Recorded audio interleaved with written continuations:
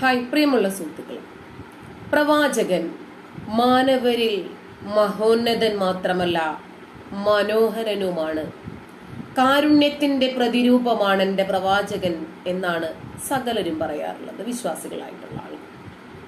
എന്നാൽ ഇന്ന് പ്രവാചകന്റെ എക്കാലത്തേക്കുമുള്ള മാതൃകകൾ നിങ്ങളൊരു 5 എണ്ണം പറയാമോ എന്ന് ചോദിച്ചപ്പോൾ 50 എണ്ണത്തിലധികം പറഞ്ഞ അനിൽകുമാർ അയ്യപ്പനും അനിൽ കൊടിത്തോട്ടവും സെബാസ്റ്റ്യൻ പുന്നയ്ക്കലും ഒക്കെ ഇവിടെ ഉള്ളപ്പോൾ അവർക്ക് മറുപടിയായിട്ടെങ്കിലും ഒരു 5 ഗുണങ്ങൾ പറയാൻ ഹാരിസ് മദനിക്കും മുജാഹിദ് ബാലുശ്ശേരിക്കും MM അക്ബറിനും സാധിച്ചിട്ടില്ലല്ലോ എന്നോർത്ത് ഇസ്ലാം രക്ഷപ്പെട്ടു എന്ന് നമുക്ക് വിചാരിക്കാം.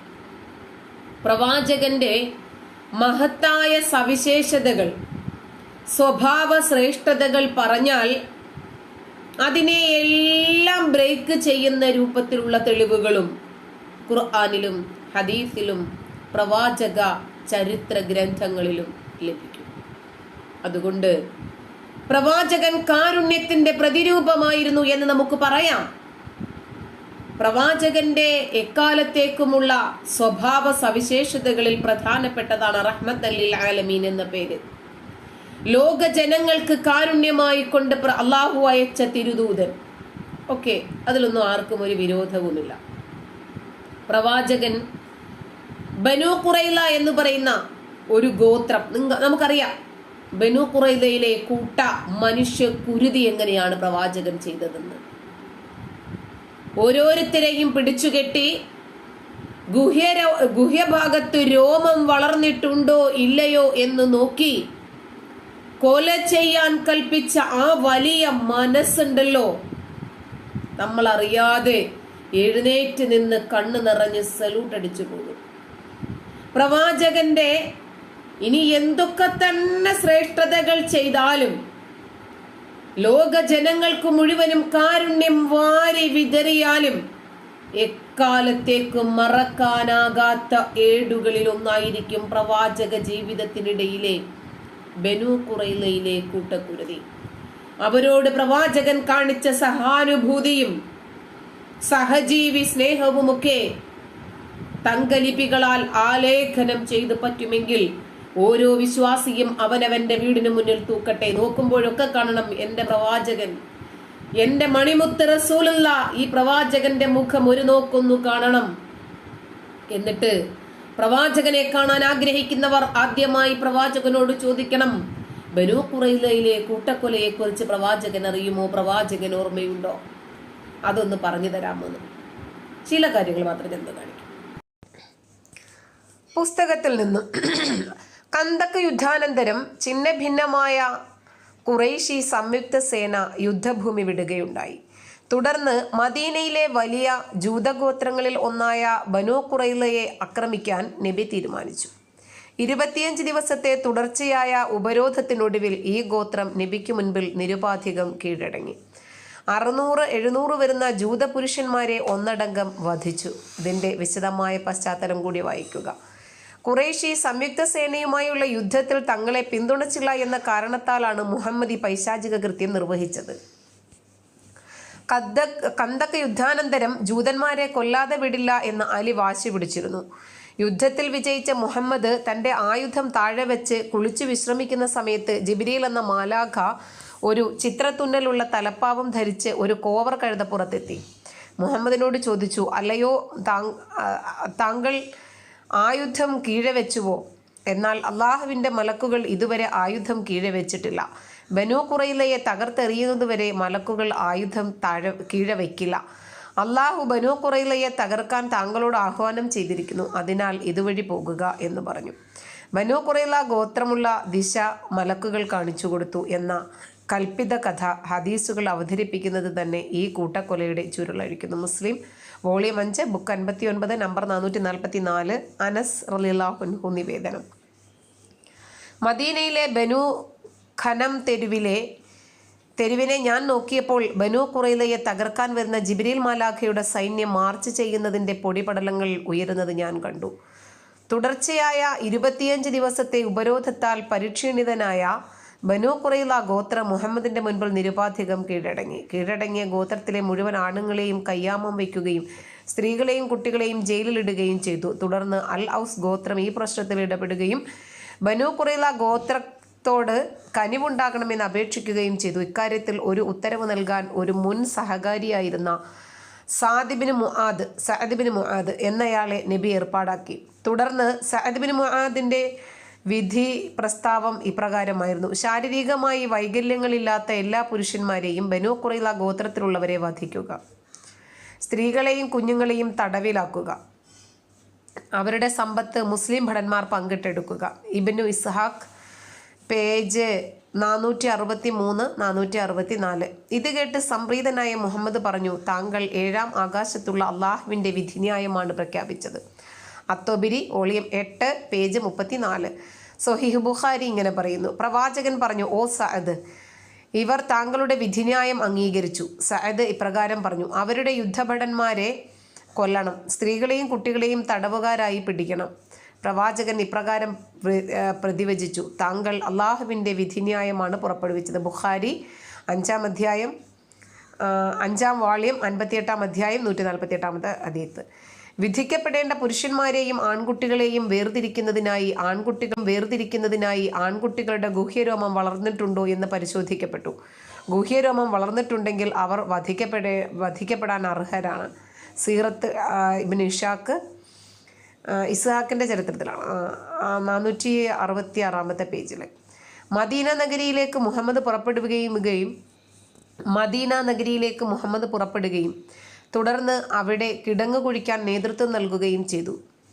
തുടർന്ന് തലയ്ക്ക് കൈ പുറകിൽ ബന്ധിച്ച നിലയിൽ ജൂതന്മാരെ കിടങ്ങിനരികിൽ കൊണ്ടുവരികയും അവരുടെ തലയരിഞ്ഞ് കിടങ്ങിലേക്ക് തള്ളിയിടുകയും ചെയ്തു.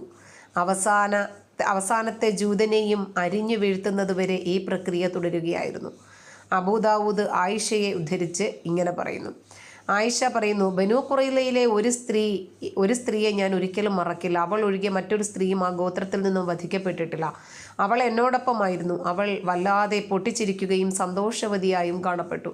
തുടർന്ന് പ്രവാചകൻ ഒരാളെ വിട്ടു, ഇന്ന ആളെ വിളിക്കുന്നു എന്ന് പറയുകയുണ്ടായി. എന്നിട്ട് അവരെ കൂട്ടിക്കൊണ്ടുപോയി വധിച്ചു. താൻ വധിക്കപ്പെടുമെന്ന് അറിയാമായിരുന്നിട്ടും പൊട്ടിച്ചിരിച്ച ആ ജൂത സ്ത്രീയെ ഞാൻ ഒരിക്കലും മറക്കില്ല. ബുക്ക് 14 നമ്പർ 2665, ഖുർആൻ 33-ാം അധ്യായം 26-ാമത്തെ. ജൂതന്മാരെ എക്കാലവും പ്രവാചകനും ഇഷ്ടമില്ല, അള്ളാഹുവിനും ഇഷ്ടമില്ല. അവര് ശപിച്ചും പ്രാഗയും ദ്രോഹിച്ചും യുദ്ധം ചെയ്തും തലവെട്ടിയും കൊള്ളയടിച്ചും കൊന്നുമൊക്കെ അവരെ പരാജയപ്പെടുത്താൻ ശ്രമിച്ചെങ്കിലും അതിന് പ്രവാചകനും അള്ളാഹുവിനും മുസ്ലിങ്ങൾക്കും സാധിച്ചതേയില്ല. ഇന്നും അവർ അവരുടെ പ്രയത്നം തുടരുന്നു. തങ്ങളെ നശിപ്പിക്കാൻ ശ്രമിക്കുന്നത് ആര് എന്നത് അവരുടെ ചിന്തയേ അല്ല. മറിച്ച് നമ്മൾ എന്താണോ ചെയ്യേണ്ടത് അതുമായി നമ്മൾ മുന്നോട്ട് പോവുക. പട്ടികൾ കുരയ്ക്കട്ടെ, ഒട്ടക സംഘം മുന്നോട്ട് എന്ന രൂപത്തിൽ അവരെ ആക്രമിക്കുകയും ദ്രോഹിക്കുകയും ചെയ്യുന്നതൊന്നും അവർ കണക്കിലെടുക്കാതെ അവർ ചെയ്യുന്ന പണികളുമായി മുന്നോട്ട് തന്നെ പോയിക്കൊണ്ടേയിരിക്കുന്നു ഇന്നും. അയ്യോ, വിശ്വാസികൾ ഇതാ ഞങ്ങളെ കൊല്ലാൻ ശ്രമിക്കുന്ന എന്ന് പറഞ്ഞു മനസമാധാനം കളയാനൊന്നും അന്നും ഇന്നും എന്നും ജൂതന്മാര് മുതിർന്നിട്ടില്ല. പ്രവാചകനെ കണ്ടില്ലേ? അവസാനം മരണാസന്നനായപ്പോൾ പോലും അവസാന ജൂതനെയും നിങ്ങളൊരു പാഠം പഠിപ്പിക്കണം, അവനെ കൊല്ലണം, അവന്റെ ലോകാവസാനത്തിന്റെ അടയാളമായിട്ട് ആ മരത്തിന്റെ പുറകിൽ ഒന്ന് നിൽക്കൂട്ടാ, അങ്ങനെയൊക്കെ പറഞ്ഞ പ്രവാചകനെ സംബന്ധിച്ചിടത്തോളം ഇതൊക്കെ എന്ത്? പ്രായപൂർത്തിയായോ ഇല്ലയോ എന്നറിയാൻ ഗുഹ്യഭാഗത്ത് രോമം വളർന്നിട്ടുണ്ടോ എന്ന് തുണി പൊക്കി നോക്കി സഹജീവികളുടെ തലവെട്ടാൻ അനുയായികൾക്ക് ആഹ്വാനം കൊടുത്തു, കൽപ്പന കൊടുത്തു എന്ന് പറഞ്ഞാൽ പ്രവാചകന്റെ കാരുണ്യം കുറഞ്ഞു പോകുമോ? ബനൂ ഖുറൈള എന്ന് പറയുന്ന ഗോത്രം, അവിടത്തെ ജനങ്ങൾ ചോരയിൽ മുങ്ങിയ ചരിത്രം നമുക്ക് മറക്കാൻ കഴിയില്ല. അവർ ഊരിപ്പിടിച്ച കത്തിയെ ഭയന്ന് എപ്പോഴാണ് അത് തങ്ങളുടെ തലയിൽ വന്ന് വീഴുന്നത് എന്നറിയാതെ ഭയവിഹ്വലരായി നെട്ടോട്ടമോടിയ ആ ദിനത്തെക്കുറിച്ച് അറിയുന്നവർക്ക് മറക്കാൻ കഴിയില്ല. ഇസ്ലാം അതിന്റെ ശക്തി സമാഹരിച്ചു കഴിഞ്ഞപ്പോൾ ശത്രുക്കളോട് പോലും ക്ഷമിച്ചു കൊടുത്ത പ്രവാചകൻ എന്നൊക്കെ ഓരോ സ്വാമിമാര് വന്നു നിന്ന് പ്രസംഗിക്കുന്നുണ്ടായിരുന്നു. ആർക്ക് ക്ഷമിച്ചു കൊടുത്തു? ആരോട് ക്ഷമിച്ചു? പ്രവാചകന്റെ കൂട്ടക്കൊലയെ കുറിച്ച് എന്തറിയുന്നവരാണ് ഈ പറയുന്നത്? കുടിലതന്ത്രവും കുശാഗ്രബുദ്ധിയും ചാണക്യതന്ത്രവുമായി സഹജീവികളുടെ കഴുത്ത് വെട്ടാൻ ഇറങ്ങി പുറപ്പെട്ട ഒരു പ്രവാചകന്റെ മഹനീയമായ സ്വഭാവ സവിശേഷതകൾ ഇന്ന് ചിന്തിക്കുന്ന ഒരു തലമുറയോട് പറഞ്ഞ് നിങ്ങൾക്ക് ഇസ്ലാമിലേക്ക് ആളെ കൂട്ടാൻ സാധിക്കാത്തത് കൊണ്ട് അത് പുറത്ത് പറയുന്നവരുടെ തല കൊയ്യാൻ നടക്കുന്നു. ശരിയല്ലേ? ജൂതന്മാരുടെ സഹായങ്ങളൊക്കെ ഉളിപ്പില്ലാതെ സ്വീകരിച്ചിട്ട് ഒരവസരം വന്നപ്പോൾ അവസാന ജൂതനെയും കൊന്നു കുഴിയിൽ തള്ളിയ ആ പ്രവാചകന്റെ കാരുണ്യത്തെ കുറിച്ച് പറയാൻ നിങ്ങൾക്ക് എന്തേ മടിയാണോ? അന്ന് പ്രവാചകൻ ശരിയാണ് എന്ന് തോന്നിയതൊക്കെ ഇന്ന് നിങ്ങൾക്ക് തെറ്റാണ് എന്ന് തോന്നാനുള്ള കാരണം നിങ്ങൾ ആധുനിക മനുഷ്യരായിക്കൊണ്ടിരിക്കുന്നു എന്നതാണ്. 700 ജൂതന്മാരെ ഒരു കുഴി കുഴിച്ച്, ഒരു കിടങ്ങ് കുഴിച്ചിട്ട് അതിന്റെ അരികിൽ നിർത്തി തല വെട്ടി കിടങ്ങിലേക്ക് മറിച്ചിട്ടതുപോലെ തന്നെയാണ് ഇന്ന് ഐസിസുകാരും ചെയ്തുകൊണ്ടിരിക്കുന്നത്. ഇന്ന് താലിബാനികളും ചെയ്യുന്നത് അത് തന്നെയാണ്. അവരൊക്കെ ചെയ്യുന്നത് ഇസ്ലാമിന്റെ മഹനീയമായ കർത്തവ്യങ്ങളല്ല എന്നൊന്നും നിങ്ങൾക്ക് പറയാൻ കഴിയില്ല. മുസ്ലിങ്ങൾ മാനവരിൽ മഹോന്നതൻ എന്ന് വിളിക്കുന്ന ഈ പ്രവാചകന്റെ നേതൃത്വത്തിൽ നടന്ന മനുഷ്യ ബലികളെ കുറിച്ച് പറയാൻ നിങ്ങൾക്ക് ഇന്ന് സാധിക്കാതെ പോകുന്നത് എന്തുകൊണ്ടാണ്? നബി സല്ലല്ലാഹു അലൈഹി വസല്ലം തങ്ങളുടെ കാലത്ത് എത്രയോ പ്രാവശ്യം നിർബന്ധിത മതപരിവർത്തനത്തിന് അവസരങ്ങൾ ഉണ്ടായിട്ട് പോലും ലാ ഇക്റാഹ ഫിദ്ദീൻ എന്ന ഖുർആനിന്റെ ആയത്ത് അദ്ദേഹം തന്റെ ജീവിതത്തിൽ പ്രാവർത്തികമാക്കിയിരുന്നു. ലാ ഇക്റാഹ ഫിദ്ദീൻ, ദീനിൽ ഒരു തരത്തിലുള്ള നിർബന്ധവുമില്ല, ഒന്നും ഹേമിക്കേണ്ടതില്ല, ഒന്നും വെച്ച് കെട്ടിക്കൊടുക്കേണ്ടതില്ല. എത്രയോ പ്രാവശ്യം മക്ക കീഴടക്കിയതിനു ശേഷം, കഅബയുടെ നേതൃത്വം ഏറ്റെടുത്തതിനു ശേഷം, അതിന്റെ താക്കോൽ കൈവന്നതിന് ശേഷം അവിടെ നിന്ന് വിസ്തരിച്ച് നമസ്കരിച്ചതിന് ശേഷം ആദ്യം അന്വേഷിച്ചത് ഇതാരുടെ കയ്യിൽ നിന്നാണ് വാങ്ങിച്ചത്. ആ വാങ്ങിച്ച മനുഷ്യൻ വീട്ടിലെത്തുകയാണ്. എന്തിനോ വേണ്ടി തിളയ്ക്കുന്ന സാമ്പാർ എന്നല്ലാതെ ഈ കൂലി പ്രാസംഗികരെ കുറിച്ചിട്ട് എന്ത് പറയാനാണ്? ഇസ്ലാമിനെ കുറിച്ച് എന്ത് ചരിത്രം അറിഞ്ഞിട്ടാണ് ഇദ്ദേഹം ഈ വന്ന് പ്രസംഗിക്കുന്നത്? ഉളുപ്പില്ലാതെ നാണം കെട്ടവൻ എന്ന അക്ഷരാർത്ഥത്തിൽ വിളിക്കാവുന്ന ഒരു ഷാമിയാണിത്. ഷാമിമാർക്ക് ഇപ്പോൾ നല്ല മാർക്കറ്റാണ്. പണമുണ്ടാക്കാനും മുസ്ലിങ്ങളുടെ പ്രീതി പിടിച്ചു പറ്റാനും അതുവഴി സമൂഹത്തിലെ മതേതരൻ എന്ന കുപ്പായം ഫ്രീ ആയി ലഭിക്കാനും ഒക്കെ ഒരുപാട് സാധ്യതകളുള്ള അവസരങ്ങളുടെ നീണ്ട നിര തന്നെയാണ് തുറന്ന വാതായനങ്ങളുമായി ഇസ്ലാമിസ്റ്റുകൾ കാത്തിരിക്കുന്നുണ്ട്. കണ്ടില്ലേ ബനൂ ഖുറൈലയിലെ കൂട്ടക്കുരുതിയെ കുറിച്ച് ഞാൻ പറഞ്ഞത് ഏതെങ്കിലും ഒരു യുക്തിവാദിയുടെ പ്രഭാഷണത്തിൽ നിന്നല്ല, ഇസ്ലാമിന്റെ ശത്രുക്കൾ എഴുതിയ ഏതെങ്കിലും ആനുകാലിക പ്രസിദ്ധീകരണങ്ങളിൽ നിന്നല്ല, മറിച്ച് പ്രവാചകന്റെ ജീവിത ചരിത്രം, പ്രവാചകന്റെ ജീവിതം അങ്ങനെ തന്നെ ഒപ്പിയെടുത്തിട്ടുള്ള സീറത്ത് ഇബ്നു ഹിഷാം പോലെയുള്ള പ്രവാചക ചരിത്രങ്ങൾ എന്ന് മുസ്ലിം ലോകം അംഗീകരിക്കുന്ന ഗ്രന്ഥങ്ങളിൽ നിന്നാണ് ഞാൻ ഉദ്ധരിച്ചിട്ടുള്ളത്. എന്താണ് ഇവർക്ക് ഇതിനെ കുറിച്ചിട്ടൊക്കെ പറയാനുണ്ടാവുക? ഒരു ഐഡിയയുമില്ല. എന്ത് തന്നെയായിരുന്നാലും ബനൂ ഖുറൈലയിലെ കൂട്ടക്കുരുതിയെ കുറിച്ച് ഒരു എപ്പിസോഡ് ഞാൻ ചെയ്യുന്നുണ്ട്. കുറച്ചുകൂടി ഡേറ്റാസ് ഒക്കെ കളക്ട് ചെയ്ത് നിങ്ങൾക്ക് റെഫറൻസ് അടക്കം തന്നിട്ട് തന്നെ പ്രവാചകന്റെ കാരുണ്യം വിളിച്ചോതുന്ന കർത്തവ്യങ്ങള് നിങ്ങളോടൊന്ന് സംസാരിക്കേണ്ടതുണ്ട് എന്ന് തോന്നുന്നു. തീർച്ചയായിട്ടും അതുമായിട്ട് ഞാൻ വീണ്ടും വരും. നന്ദി.